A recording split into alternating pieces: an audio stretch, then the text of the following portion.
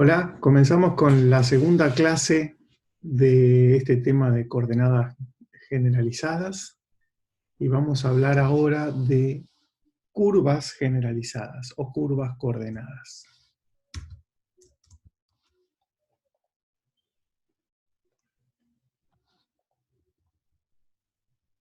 Las curvas coordenadas son las que se obtienen cuando dejamos fija una coordenada y permitimos variar, dejamos fijas dos coordenadas y permitimos variar a la tercera o a la otra que quedó libre. Por lo tanto, están contenidas en la intersección de dos superficies coordenadas. Vamos a ver los ejemplos, los tres ejemplos que estamos trabajando. Haciendo clic nos vamos a la aplicación de GeoGebra en Internet. Entonces, tenemos aquí, es un ejemplo similar al primer gráfico, cambiando las coordenadas x1, x2 y x3, lo que vemos es cómo se mueven los gráficos, pero ahora hemos graficado además la intersección de las superficies coordenadas. En el caso de las coordenadas cartesianas vimos que eran planos, y entonces la intersección de dos superficies coordenadas es una recta. Por ejemplo, esta recta que se ve aquí en rojo es la recta que se obtiene de intersectar la superficie coordenada verde, esta que es de x2 igual a constante, con la superficie coordenada azul, este aquí que es x3 igual a constante, y por lo tanto el x1 queda libre. Estamos usando el mismo color rojo para esta variable x1 que queda libre. Y si vemos x1, vemos como si yo cambio x1, el punto se mueve a lo largo de la recta, esta que es la curva coordenada, una curva recta. Si muevo x2, el punto se mueve a lo largo de esa recta verde, que es la intersección del plano x1 igual a constante y x3 igual a constante. Y de lo mismo, si muevo x3, el punto se mueve sobre la recta coordenada que se obtiene de intersectar el plano x2 igual a constante y x1 igual a constante. Volvemos a nuestra diapositiva. Y si hago clic aquí en coordenadas esféricas, vamos a ver lo que son las curvas coordenadas para coordenadas esféricas. Entonces aquí los dibujos son un poquito más interesantes.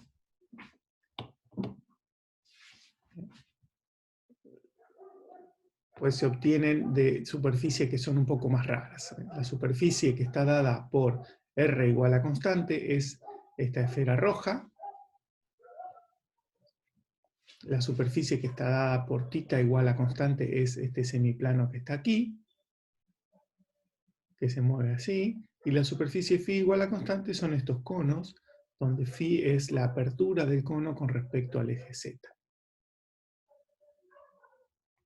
Entonces, cuando yo, por ejemplo, dejo variar R, pero dejo θ y φ igual a constante, lo que obtengo es esta recta roja acá, esta semirecta que comienza en el origen para R igual a 0, pero a medida que me alejo, el punto viaja por esa recta, alejándose del origen en una línea recta. Entonces la curva coordenada que se obtiene dejando θ y φ fijo, y dejando variar a R, es una recta. Ahora, cuando dejo R fijo, que es la distancia al origen, y también el φ fijo, que es este cono de aquí, lo que obtengo es la intersección entre la esfera roja y el cono azul, que es esta circunferencia verde aquí, que sería un paralelo de esta esfera. Entonces, si muevo el θ, desde 0 hacia 2π, el punto va viajando alrededor del paralelo, y aquí se vuelve a encontrar con el θ igual a 0. Voy hacia atrás y el punto viaja hacia atrás. Entonces, este punto P viaja a medida que el θ crece aquí hacia la derecha, y una vez que pasa por ese punto, viaja hacia la izquierda, desde el punto de vista que lo estamos viendo. Entonces, esta es la curva coordenada que se obtiene dejando fijo R y φ y dejando variar θ. Finalmente, si dejo el R y el φ fijo y hago variar, y el θ fijo y hago variar φ, lo que obtengo es este semicírculo azul por el que viaja el punto. El punto P, que está aquí, viaja por el semicírculo azul hacia abajo cuando el φ aumenta. y hacia arriba cuando el phi disminuye. Se ven las superficies como van cambiando, pero lo importante es que la curva coordenada es este semicírculo. Y en el caso de coordenadas cilíndricas, de nuevo, cuando el ρ aumenta, esperen un segundo, sí está bien. Cuando el ρ aumenta, el punto viaja a lo largo de esa semirrecta. Cuando ρ es 0, el punto está en el eje Z, y cuando el ρ aumenta, el punto viaja sobre esa semirrecta roja, que sale, que no cambia de altura, pero se aleja del eje Z. Y eso dejando el θ fijo y el z fijo. Ahora, cuando el ρ y el z está fijo, lo que está fijo es la distancia al eje Z y también la altura. Pero al variar el θ, lo que obtenemos es algo que gira alrededor del eje Z. De nuevo, cuando el θ parte de 0 y aumenta, gira por esta circunferencia, en el sentido que si lo miramos de arriba es el sentido opuesto al de las manecillas del reloj. Y finalmente, si dejo ρ fijo y θ fijo, obtengo la intersección entre el cilindro y este semiplano verde, que es la recta azul, y a medida que el z aumenta, el punto sube en línea recta hacia el infinito. Muy bien, volvemos a nuestras diapositivas y pasamos a la siguiente. Entonces ya tenemos las curvas coordenadas. Los invito a jugar con estas aplicaciones de GeoGebra para que ustedes ganen un poquito más de intuición y se terminen de convencer de cómo funcionan. Y pasamos ahora a escribir un poquito las curvas coordenadas y hablar de los vectores tangentes. Entonces, la curva coordenada que resulta de variar, por ejemplo, Q1 y dejar fijos Q2 y Q3, estas Q1, Q2 y Q3 pueden ser tanto las esféricas como las cilíndricas u otras. Entonces, la curva coordenada que resulta es la que se parametriza de la siguiente manera. Esta sería la parametrización de la que siempre llamamos gamma de t. Entonces, un momentito, ahí. Esto que está aquí vendría a ser la parametrización gamma de t de una curva que varía a medida que varía el Q1. Cualquiera de las que acabamos de ver hace unos minutos. El vector tangente a esa curva es el gamma prima, o sea, derivar este x con respecto a t. Pero el t siempre está en la misma posición, por ejemplo, de Q1 aquí, por lo tanto, derivar este x respecto de t es lo mismo que derivar el x respecto de Q1, que es derivar x1 respecto de Q1 por i, derivar x2 respecto de, de Q1 por j, y derivar x3 respecto de Q1 por k. Entonces, los vectores tangentes que obtenemos, que son tangentes a las curvas coordenadas, son tres. Los que son tangentes a la curva coordenada que se obtiene variando Q1, el que es tangente a la curva coordenada que se obtiene variando Q2, y el que es tangente a la curva coordenada que se obtiene variando Q3. Entonces son los vectores derivada de x con respecto a Q sub i. Muy bien. Ahora, si yo tomo dos de estos vectores, por ejemplo, derivada de x respecto a Q sub 2 y derivada de x respecto a Q sub 3, o vamos a hacer algo como el del dibujo, que es el último, tomo derivada de x respecto a Q1, me da este aquí. Derivada de x respecto a Q2, está este aquí. Ahora, esta curva es la que se obtiene variando Q2 y dejando fijos Q1 y Q3. Y esta curva es la que se obtiene variando Q1 y dejando fijo Q2 y Q3. O sea que en las dos curvas, la variable que queda fijo es Q3. Por lo tanto, esta superficie a la que pertenecen esas dos curvas es la superficie de Q3 igual a constante. Y estos dos vectores son tangentes a esa superficie, y por lo tanto, si genero un plano con los dos vectores, obtengo el plano tangente a la superficie Q3 igual a constante. Como vamos a ver en los ejercicios, para los dos ejemplos que tenemos nosotros, la derivada de x respecto a Q1, respecto a Q2 y respecto a Q3 son perpendiculares. Por lo tanto, el vector que falta aquí de estos tres, que es el derivada de x respecto a Q3, va a ser justamente el vector normal al plano tangente a esta superficie. Entonces, lo que quiero decir es que si tomo el vector de derivada de x respecto a Q1, es justamente el perpendicular a la superficie Q1 igual a constante. Derivada de x respecto a Q sub 2 es el perpendicular a la superficie Q2 igual a constante, y derivada de x respecto a Q sub 3 es el perpendicular a la superficie Q sub 3 igual a constante.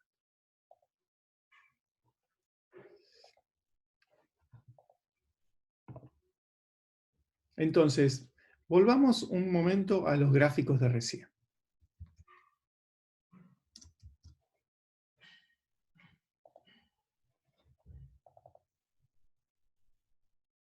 Tenemos aquí las curvas coordenadas, que son que se obtiene variando Q1 o X1, variando X2 y variando X3. Vamos a moverla un poquito para que se vea un poco mejor. Quise hacer esto. Entonces, miremos lo siguiente. Esta, la curva roja, es la curva coordenada que se obtiene variando X1. A medida que el X1 crece, la curva avanza hacia nosotros. Si el X1 decrece, retrocede. Voy a hacer clic aquí en A1, que quiere decir que quiero ver lo que voy a llamar el vector A1. El vector A1 va a ser el vector que apunta en la dirección en que el punto se mueve cuando X1 aumenta. Entonces, a medida que el X1 aumenta, el punto se mueve en esta dirección. Ese lo vamos a llamar vector A1, y los A1 van a ser unitarios.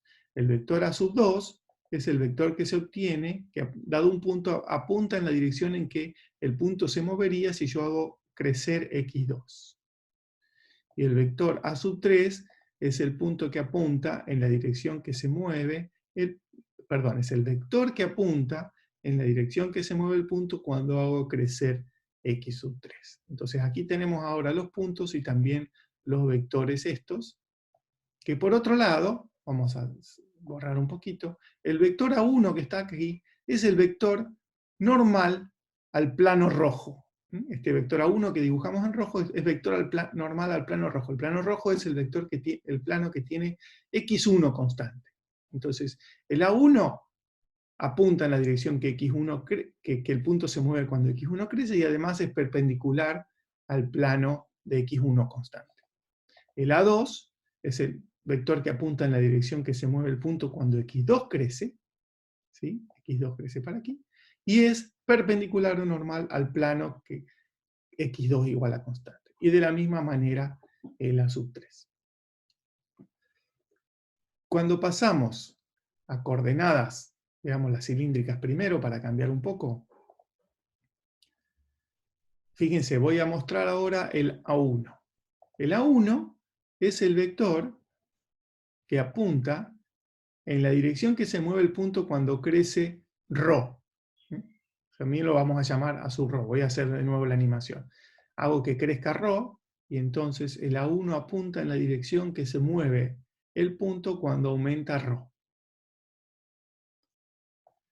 El A sub 2 o A sub tita es el punto que apunta en la dirección que se mueve es el vector que apunta en la dirección que se mueve el punto cuando A sub 2, cuando Q sub 2, o sea, tita aumenta. ¿Ven? Ahí va apuntando en la dirección del movimiento.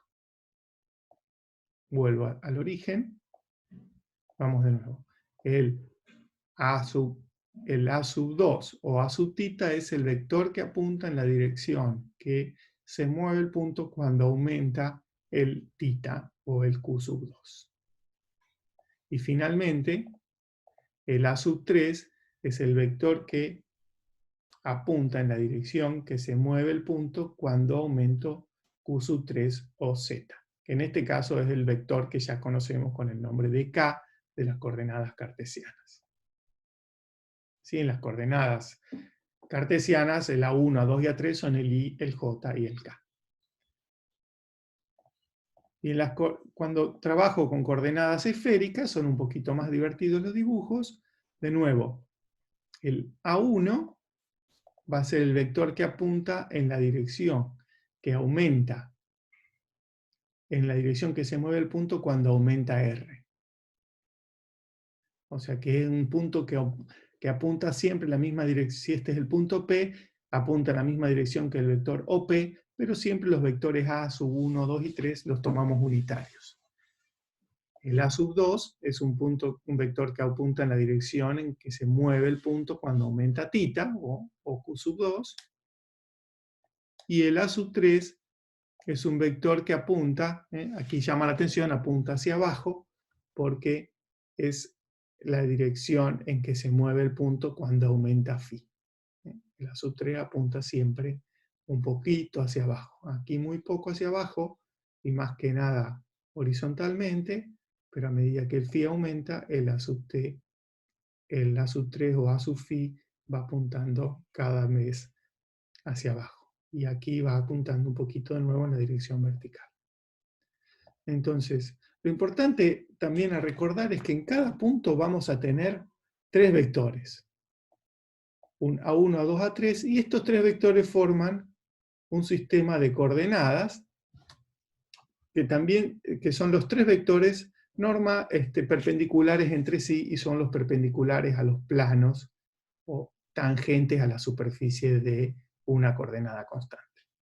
De nuevo, el A1, que es el que apunta en la dirección en que el punto se mueve cuando aumento ρ1, es perpendicular a la esfera de R igual a constante. El A sub 2 va a ser perpendicular al semiplano de θ igual a constante. Y el A sub 3 va a ser perpendicular a este cono de φ3 igual a constante. Se ve bien si lo pongo así de perfil. Ahí se ve el cono y el A sub 3 que apunta hacia abajo. Muy bien. Entonces, volvemos a nuestra diapositiva y leemos la definición. Entonces, A sub i será el vector unitario normal a la superficie de la familia FI, que son perpendicular a cada superficie y de longitud 1. De manera que la dirección es la del crecimiento de Q sub i. Eso es lo que les traté de mostrar en la animación anterior. Nuevamente los invito a usar esas aplicaciones, ver los vectores, mover hasta terminar de entender lo que significan A1, A2 y A3 en cada caso. Si yo los quiero calcular, directamente tengo que normalizar la derivada de x respecto a Q sub i. Normalizar quiere decir, tomo el vector derivada de x respecto a Q sub i y lo divido por su módulo o norma. Entonces, vamos a llamar en este curso h sub i al módulo de la derivada de x con respecto a Q sub i. En el caso de la esférica lo podemos llamar h sub r, h sub θ y h sub φ, en lugar de h1, h2 y h3, y entonces este vector a sub i, que es normalizado, es 1 sobre h sub i por la derivada de x con respecto a Q sub i. Entonces veamos el ejemplo de las coordenadas esféricas, para que vean que no es tan complicado. h2 y a sub 2 vamos a calcular que serían el h θ y a sub θ. Entonces tomamos x de r θ φ, esta es la fórmula de las coordenadas esféricas, ¿sí?, que vimos en la deducción en la primera clase. R seno de φ coseno de θ, R seno de φ seno de θ y R coseno de φ. Esta era la x1, x2 y x3 puesta ahora como un vector. Cuando derivo este vector con respecto a θ, ¿qué me queda? Fíjense, R seno de φ y la derivada del coseno es menos seno de θ. Eso está aquí. R seno de φ por menos seno de θ. Cuando derivo este segundo término, R seno de φ seno de θ, me queda R seno de φ por el coseno de θ. Y el tercer término no depende de θ, por lo tanto la derivada es 0. Muy bien, entonces nos quedó separado este término que sacamos de factor común por este vector. Este vector ya sabemos que es unitario porque seno cuadrado más coseno cuadrado es 1, es una de las únicas fórmulas que me acuerdo de trigonométricas, seno cuadrado más coseno cuadrado es 1, o sea que este vector ya es unitario. Y esto, R por el seno de φ, como el φ va entre 0 y π nada más, es siempre positivo. Por lo tanto, R seno de φ es el h es θ, y A sub 2 es el vector menos seno de θ φ más coseno de θ j. Y con esto terminamos la segunda clase de este capítulo 4.